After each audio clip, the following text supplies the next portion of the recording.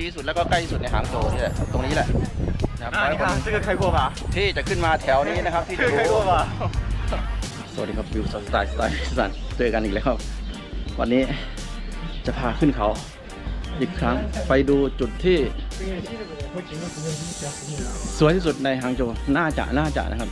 เพราะว่าเห็นวิวทั้งทะเลสาบสีหงแล้วก็เมืองหางโจวด้วยจุดนี้เคยขึ้นไปแล้วครั้งหนึ่งนะครับวันนี้อากาศดีด้วยนะครับแดดออกท้องฟ้าโปร่งใสวันก่อนแดดออกแต่ท้องฟ้าไม่โปร่งใสถ้าท้องฟ้าโปร่งใสวิวก็จะสวยนะครับเดี๋ยวเราจะไปดูกันว่าเป็นอย่างไรบ้างติดตามชมได้เลยวิวสไตล์วิวสันอันนี้คือทางขึ้นมีหลายทางอย่างที่บอกว่าภูเขาลูกหนึ่งทางขึ้นมีเป็น 4-5 ทางเป็น10 ทางอะบางทีนะครับเดินไปว้าวันนี้วันหยุดอีกวันชาวจีนมาเที่ยวเยอะนะครับเราก็ไปเที่ยวกันนะครับโอเค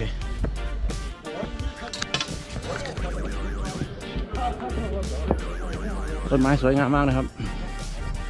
กำแพงด้วยอันนี้เป็นกำแพงเมืองจีน แต่ไม่ใช่อยู่ปักกิ่ง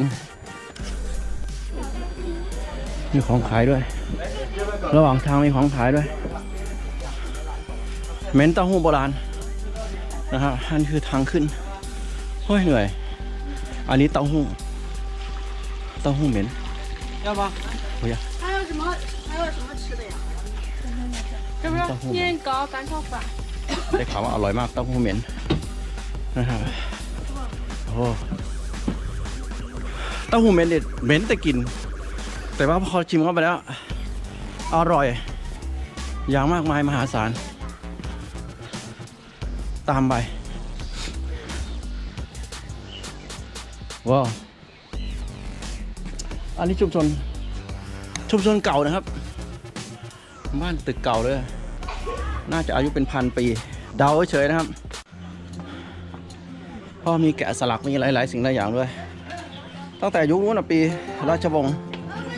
สุยนู่นแหละปีคศ500หรือว่าคศ500 กว่าถ้าเป็นราชวงศ์ซ่งใต้ก็ปีคศ1,000 กว่าเปาชื่อโอ้เห็นไหมหมิง Dynasty 1381ราชวงศ์หมิงนี่ต่อหงอู้โอ้นานแล้วอันนี้พุทธรูปโดนทำลายไปหรือเปล่าอันนี้เป็นภูเขาก็เป็นกำแพงครับอันนี้คือทางขึ้นอีกที่หนึ่งไปก็อย่างที่บอกว่าประมาณปี 1,300 ราชวงศ์ซ่งใต้ก็ปีคศ 1,200 กว่าติดต่อกันนะไม่ถึงเลย700-800 ปีประมาณนะครับ700 ปีอ่ะมีต้นไม้ทั้งนั้นนะครับนี่ไงภูเขาที่ไปขึ้นมานะผมว่าจะลงมาทางนี้แหละแต่มันหลงไปทางอื่นอ่ะหลงไปทางอื่นก็เลยต้องลงทางอื่นโอ้สวยงามมากนะครับทางขึ้นฮะถ่ายรูป跑这么快干嘛ว้าอันนี้ทางขึ้นมีหลายทางมากอันนี้คือทางหนึ่ง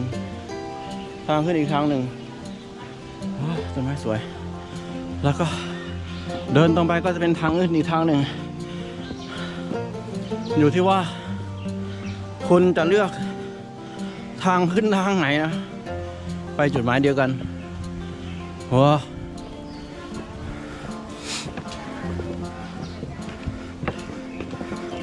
นี่ไงทางขึ้นทางหนึ่งคนมาเที่ยวเยอะมากว้าระหว่างทางที่ร้านขายของว้าทางนี้ก็พักผ่อนเป็นคาเฟ่ กินข้าวกินน้ำโอ้ยเหนื่อยปวดขายังไม่หายนะครับขึ้นเขาเมื่อวันก่อน วันนี้ว่าจะไม่ออกแล้วแต่แดดดีหาวันที่แดดดียากนะครับว้าว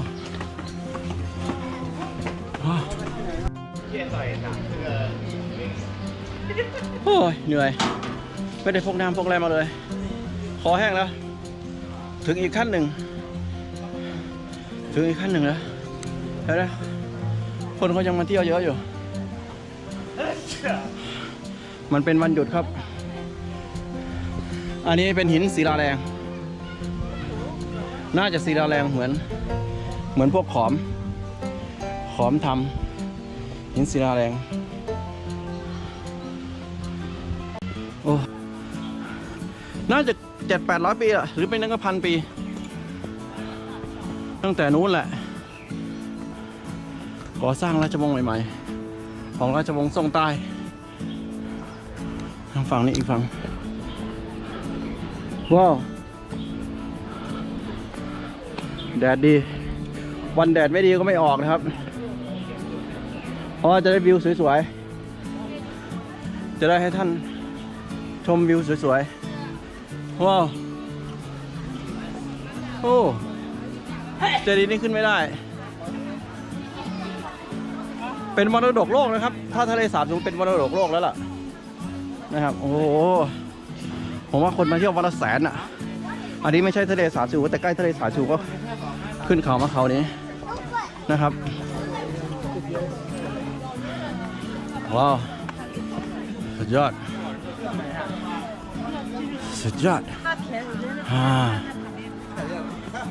โอ้เห็นไหมครับทะเลสาบสูงอันนี้วิวยังไม่ดีเท่าไหร่ตอนนี้เห็นยังไม่ชัดเท่าไหร่เดี๋ยวขึ้นไปข้างบนอีกมุมหนึ่งของเจดีย์ว้าวมีกี่ชั้นนับกัน1โอ้น่าจะ10 กว่าชั้นนะครับโอ้ส่วนมากเราจะเห็นแบบนี้นะครับไม่มั่นใจว่าเป็นพิธีกรรมอะไรของราชวงศ์เก่าๆเป็นพิธีกรรมนั้นแหละเป็นของยุคเก่าชื่อว่าเปาชูพากูด้าโอ้เปาชูพากูด้าน่าจะเป็นนู่นอ่ะปีของราชวงศ์ซ่ง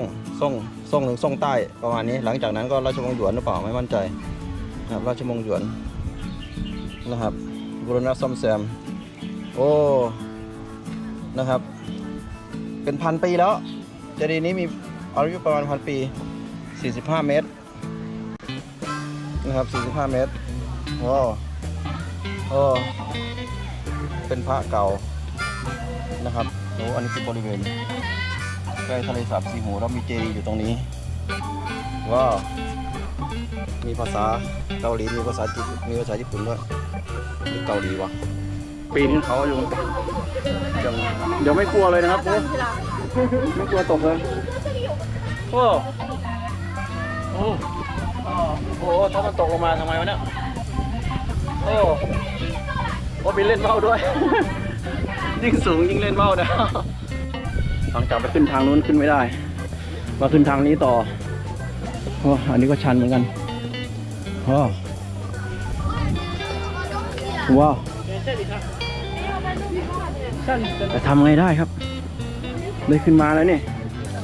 ถอยหลังก็เสียเที่ยวสิครับ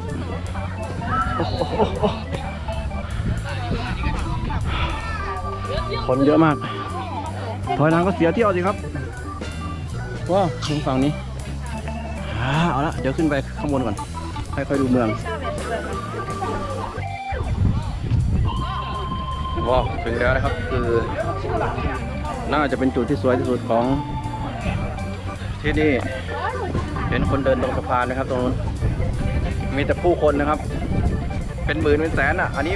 ยังน้อยเท่าไหร่เมื่อวานวันที่1เยอะกว่านี้อีกว้าว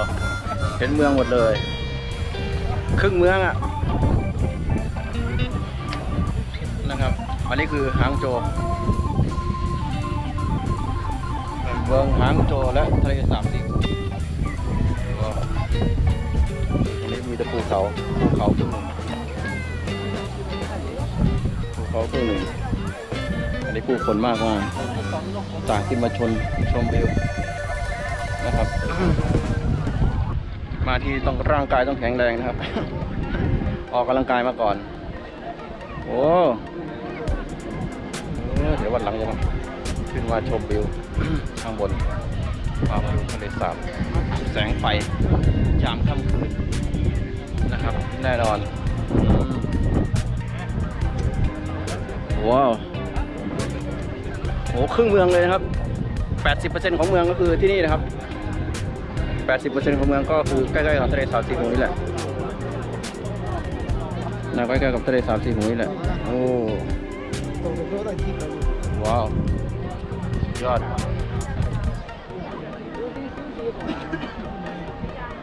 ว้าวอันนี้โค้ดใกล้ได้แค่นี้แหละ กล้องซูมได้แค่นี้ครับอันนี้คือทะเลสาบสีหูที่เรื่องชื่อเป็นมรดกโลกแล้วฝั่งนู้นเป็นเจดีย์อีกเจดีย์หนึ่งฝั่งนู้นเป็นเจดีย์อีกเจดีย์หนึ่งยังไม่พาไปนะครับใกล้ๆกับเจดีย์นางพญาผมขาวทางฝั่งนู้นข้ามภูเขาลูกนี้ไปก็เป็นแม่น้ำเฉียนถังครับเป็นแม่น้ำเฉียนถังนะครับอันนี้เป็น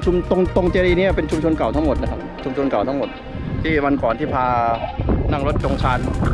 ลู่ถนนจงชานลู่ไปทางไปตรงโตลุงแหละเกือบถึงแม่น้ำเฉียนถังว้าวภูเขาที่วิวดีสุดในน่าจะนะวิวดีสุดแล้วก็ใกล้ที่สุดในหางโจวนี่แหละตรงนี้แหละ啊，这个开过吧？ ที่จะขึ้นมาแถวนี้นะครับที่จะ 这个开过吧？ ทางขึ้นกับทางลงมันทางเดียวกันนั่นแหละแต่ความรู้สึกของตอนขึ้นกับตอนลงมันจะไม่เหมือนกัน ตอนลงขามันจะสั่น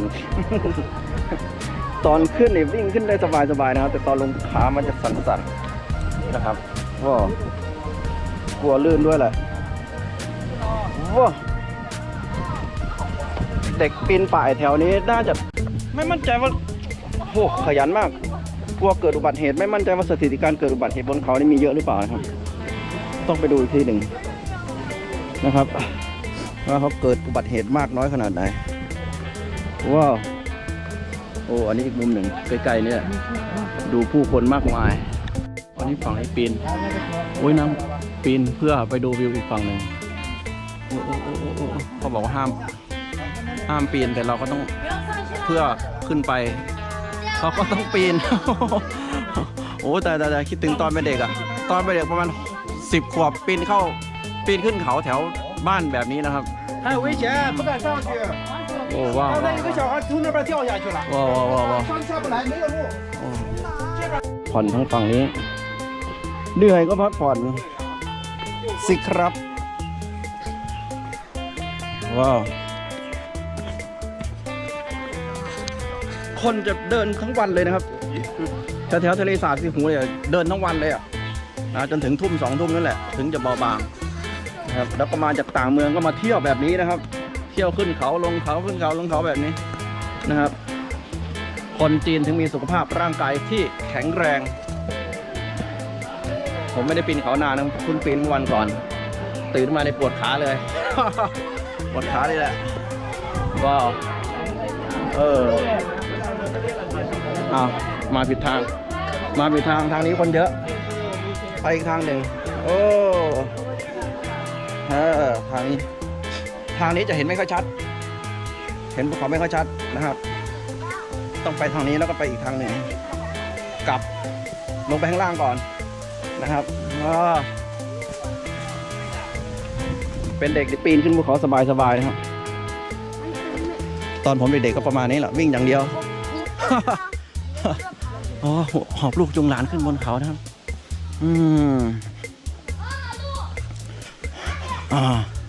ไปทางนี้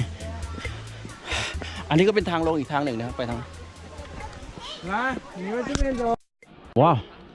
อากาศเย็นสบายดีนะครับอากาศเย็นสบายดีโปร่งใส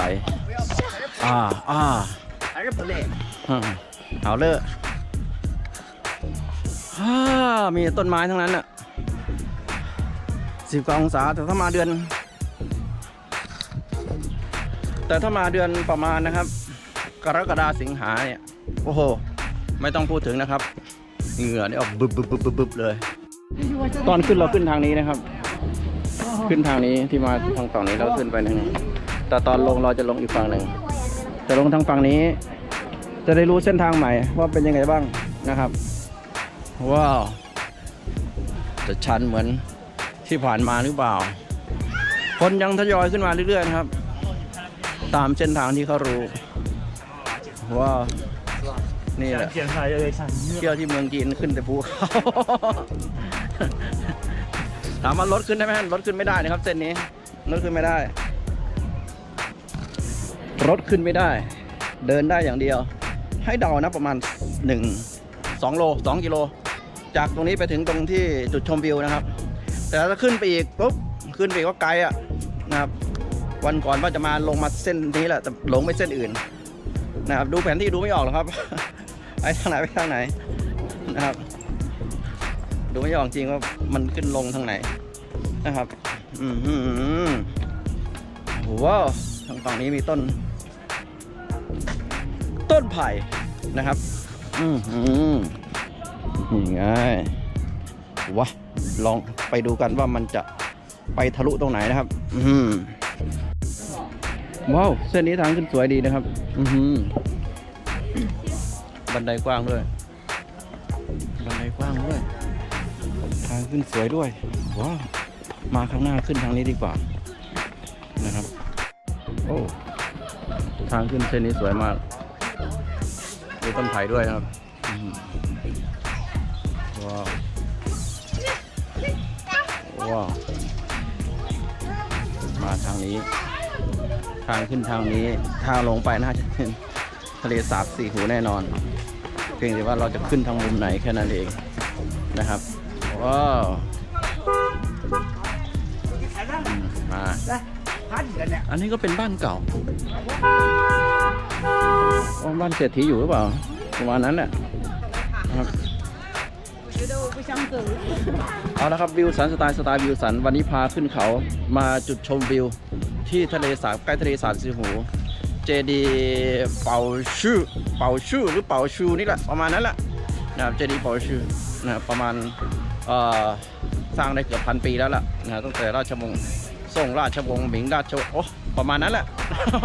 นับไม่ถูกก็เกือบ1,000 ปีแล้วล่ะนะปี1,200 กว่าตอนนี้ปีคศนะครับ1,200 กว่าตอนนี้ปี2000ก็700-800-900 ปีแล้วล่ะโอเควิวสันสไตล์วิวสันเดี๋ยวคลิปหน้าเจอกันใหม่ครับถ้าชอบกดไลค์กดติดตามได้นะครับว่าอยากไปที่ไหนในหางโจวแนะนำมาได้เดี๋ยวจะพาเที่ยวพากินและพาเที่ยววันไหนไม่ได้เที่ยวแดดไม่ออกฝนตก